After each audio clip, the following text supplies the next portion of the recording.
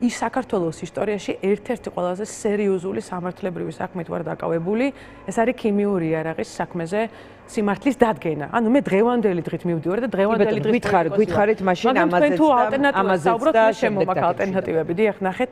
ქიმიური იარაღის საკითხი მე ვფიქრობ არის საქართველოს, ეს არ არის გეოპოლიტიკური საკითხი, ეს არის სუფთა ქართველი ხალხის მიმართ მოპყრობის წითელი ხაზი. შენ როგორ შეიძლება მოეპყრო ქართულ ხალხს? აქ არის გადამხდარი ქართული ოცნება, აქ აქვს დარღვეული მთავარი ნდობა ქართველი ხალხის მიმართ.